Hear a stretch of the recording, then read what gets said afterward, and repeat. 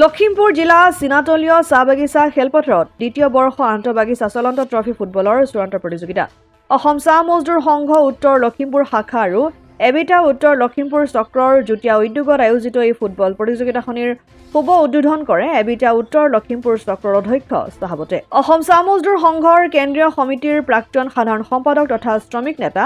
স্বৰ্গীয় মধুসূদন খাণ্ডাইতৰ সোঁৱৰণিত আয়োজিত প্ৰতিযোগিতাখনিত 14টা দলে অংশগ্ৰহণ কৰি চূড়ান্ত প্ৰতিযোগিতাখনি উপনীত হয় দেওবাৰে সিনাতলীয় ফুটবল একাদশ আৰু হাৰমতি ফুটবল একাদশৰ মাজত অনুষ্ঠিত হয় এই চূড়ান্ত প্ৰতিযোগিতাখনিত হাৰমতি ফুটবল একাদশে সিনাতলীয় ফুটবল একাদশক 3-0 গলত পৰাস্ত কৰি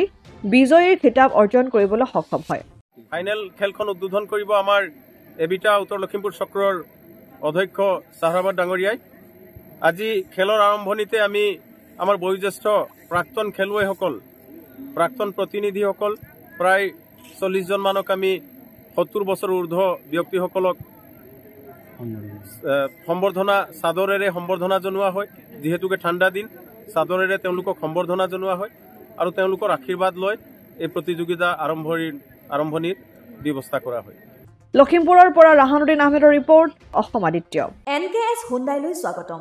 নৰ্থ ইষ্টৰ প্ৰথম GDSI 2.0 অফিচাৰ্ছ ডিলাৰ হৈছে এনকেএছ হুণ্ডাই অত্যাধুনিক সা-সুবিধাৰে তৈয়াৰী মোষ্ট আপডেটেড হুণ্ডাই ডিলাৰ এতিয়া ডিব্ৰুগড়ত আমাৰ এনকেএছ হুণ্ডাই ডিলাৰত open sales consulted room customer ৰুমৰ লগতে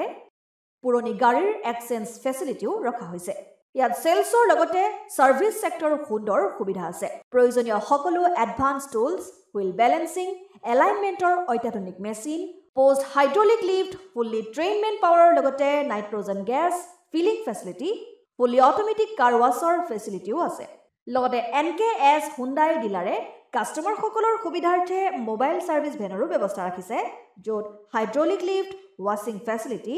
wheel balancing tyre pressure check কৰাৰ লগতে বহুখিনি সুবিধাই উপলব্ধ আছে